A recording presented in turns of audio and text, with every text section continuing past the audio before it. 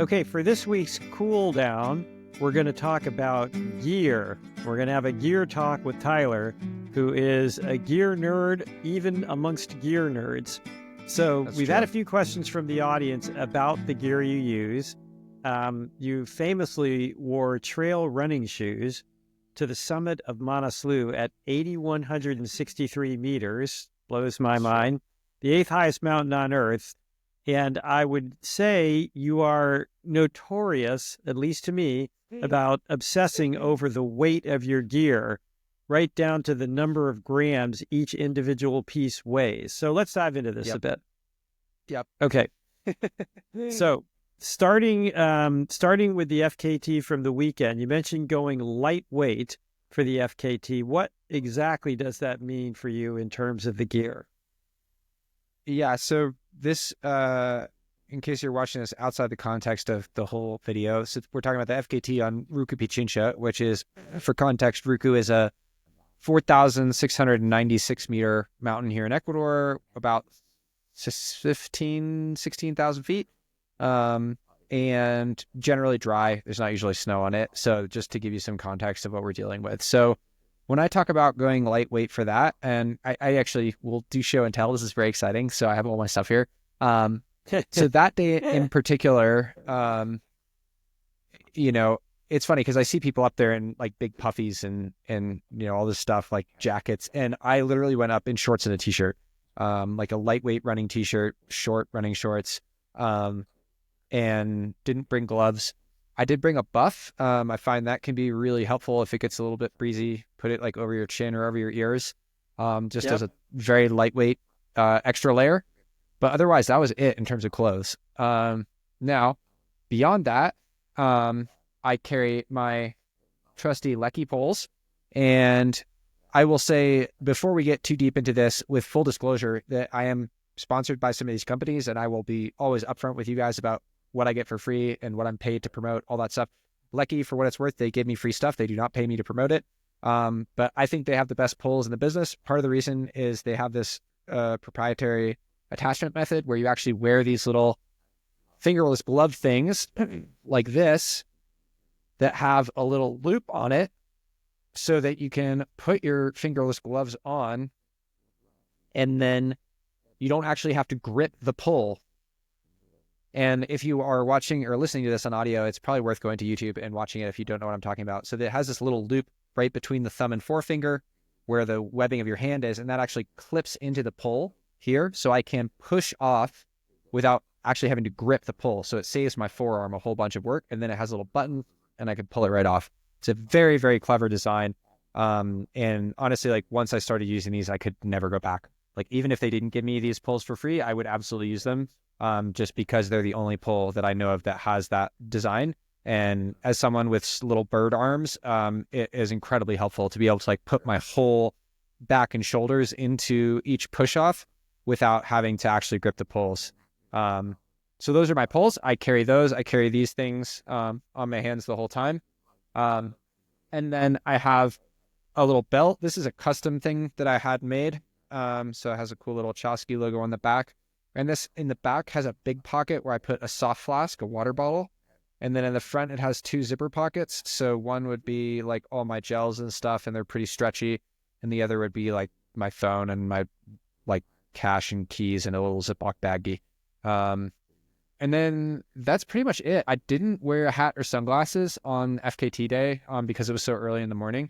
Normally I would. And then this is the La Sportiva Prodigio Pro, which is what I wore for that. This is their kind of trail super shoe. And full disclosure, Sportiva pays me a salary and gives me free stuff. They're my main sponsor, and they make great stuff. So this is basically their normal trail shoe, but it has like a super responsive foam in it. So this is specifically for racing. And I use this for some of my workouts and my like FKTs and stuff like that. So that's my true lightweight, like lightest possible weight, I would say, for something of about 3 hours. Because really, if it's longer than that, then I'm going to need more carrying capacity, mostly for food and water is the big thing. Okay. All right. And then let's talk about a regular day or even an easy day. So would you go with a similar setup or something completely different or something in between? Yeah, it's basically exactly the same, except I would have a full vest. So I've got that here. Again, this is a custom piece of gear that I've like worked with over the years. So it's like exactly how I want. I've taken it to like 15 different tailors here in like Quito and Nepal and added pockets and taken stuff out. So it started as a brand, but now this is my own running vest, and you can see it's got this nice quiver on the back to hold your poles in. This is again a custom piece of gear from this company called Almonds Right. They did give it to me for free, but it's super awesome. They made it out of this really durable, lightweight stuff, so it weighs like nothing. And so this is really nice if you're like have a long descent and you want to put your poles away, or a runnable section, you can do that, and it cinches really well onto here so it doesn't bounce around. And I've got my Nepali prayer flags on there for decoration.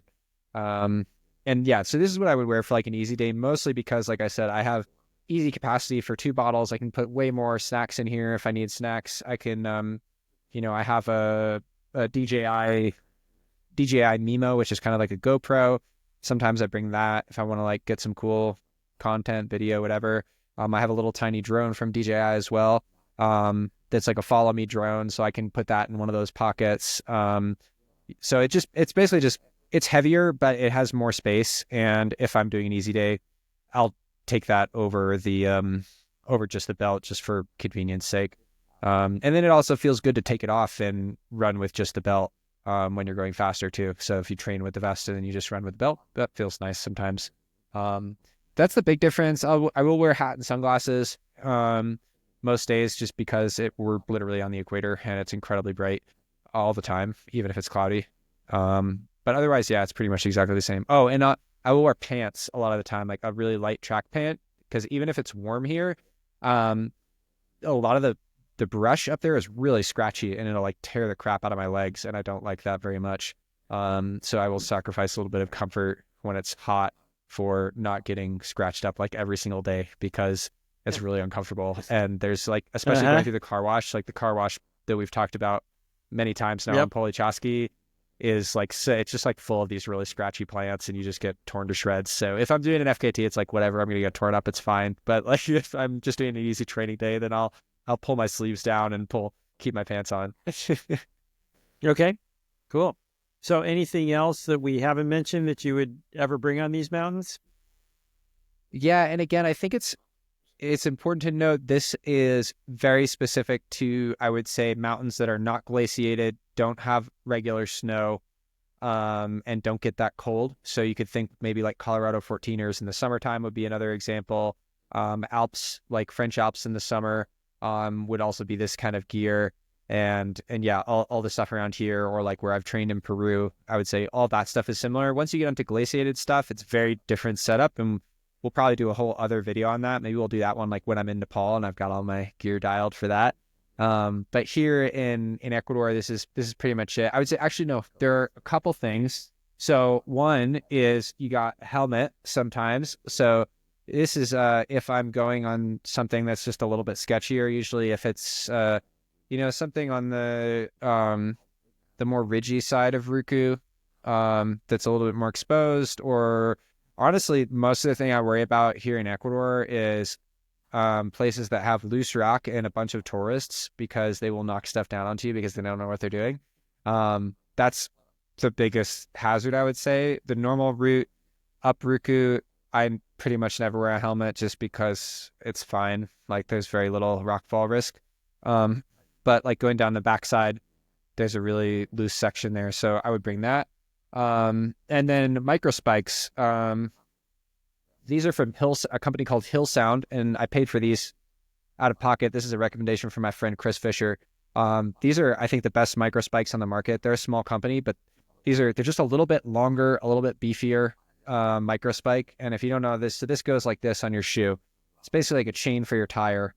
And these are really easy to put on. And so, for example, Ruku will get snow occasionally, and it usually falls in these balls, like it's more like what do you call it in English? Granizo. Yeah, like hail. But it'll be like an inch of hail. And so it gets really slippery. And so these guys help quite a bit there. Or if it freezes, it becomes ice, that as well. And honestly, like, I mean, Chris Fisher and I wore these through the Khumbu Icefall on Everest last year, and like you can get away with a lot on these. I've done a lot of like Cotopaxi FKT and they did in these. Aconcagua FKT I've done in these. So you can get away with a lot with micro spikes. But yeah, those are really helpful because they don't weigh very much and they can give you quite a bit more traction than your shoes especially if it's a little bit icy. So I will bring those if like I can literally look out this window and see if there's snow on the mountain. And then the last thing I would say would be headlamps. So obviously if I'm doing something super long or something that's on purpose overnight, these are two headlamps that I really like. This one's from Black Diamond. This one's from Petzl. I have gotten some gear for free from Black Diamond, full disclosure, and also some for free from Petzl, but I actually think I paid for these two headlamps. But this is kind of like a medium weight one, I would say. I don't know what the model is on this one, but this would be, if I'm going for something pretty long. And then this is called the Petzl Bindi. It weighs almost nothing. It's basically a string with a light bulb, but it's pretty bright. The battery's not great. But this would be, if you're starting at 4:30 in the morning and it's going to get light at 6 and you need an hour and a half of decent light, but you don't want to carry something heavy, this is perfect. Or if it's like, oh, I'm pretty sure I'm going to be back by 5 p.m., but if things go poorly, maybe I'll be back at 7, and you really don't want to be out there in the dark and you don't want to be navigating with your phone, then this, again, it's insurance and it weighs very little. So I would throw this in the pack as kind of a backup. So yeah, that's kind of the whole trail running kit, I would say. I don't think there's that much else that I would ever bring on these mountains. And like I said, we'll do a longer video once we get to the real mountains and talk through ice axes and crampons and boots and jackets and all that stuff. But for now, I think that's a good start. I can tell you're excited just thinking about it. You're such a nerd. Okay. Thanks so much. It was great and hopefully helps folks out there get some idea of what kind of gear you use and what might be helpful for them.